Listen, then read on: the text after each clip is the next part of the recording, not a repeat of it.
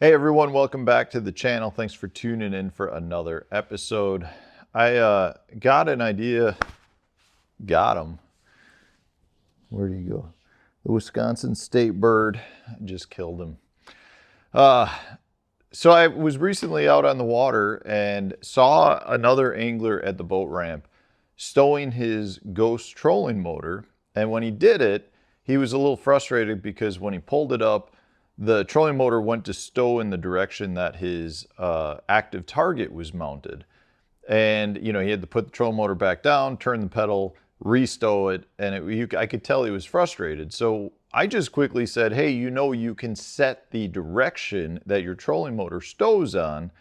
And he was really surprised by that. So after seeing that, I figured I'd do a quick video to potentially help some of those out there that are fishing with a Lowrance Ghost trolling motor, have some Lowrance electronics, and an easy way to set your trolling motor so that it always stows in one direction. Just a really simple tip, but I figured this would be good for some of those out there. So let me show you what I'm talking about. As I turn you around, so I'm sitting in the garage, it's raining outside. I wanted to go out on the water, but my Ghost trolling motor right here, if I were to pull it up and stow it, if I turn the foot pedal in a certain direction, when I go to stow it, it's going to turn in the direction that it's on. It's set right now on auto mode. So if I happen to have the face of it turned to the left, you can see it wants to stow, but I've got my active target right there in the way. So for me, stowing it with the prop facing out is not an option. I need to then turn it, if it's in auto, turn it so that the trolling motor is somewhat facing to the right, I guess, so that when I stow it, I can stow it without having my active target in the way. Well, there's a really easy way to fix that, or to set that.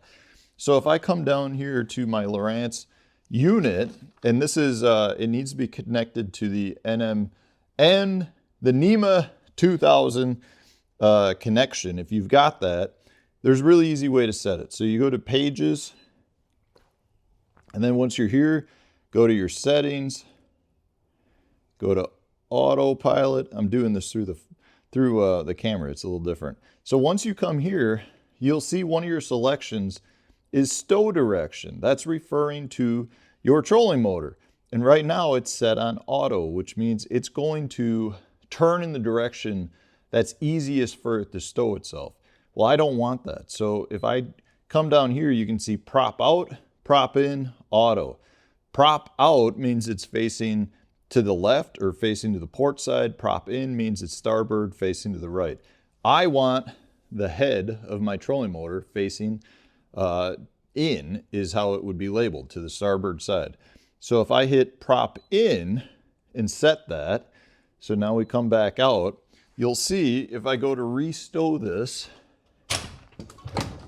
it's always going to turn where the prop is out. So if I spin it to the point where it should stow like that, you'll see when I pull it up, it spins all the way back around.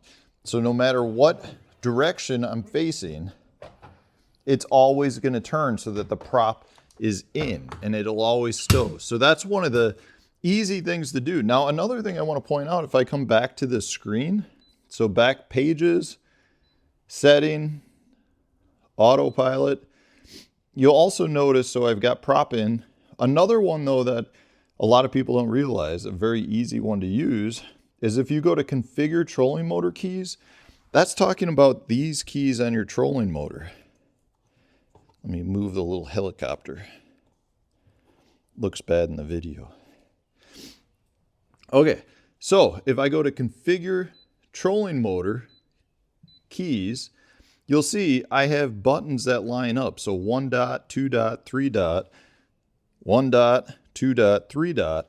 I can come to each one of these and set them however I want. So, I can set them for power poles, props, prop constant on, course lock, heading lock, anchor. I can set them however I want. Now, personally, I like them all off at this point. I will turn them on to certain things if I'm fishing at a certain location where I might need them.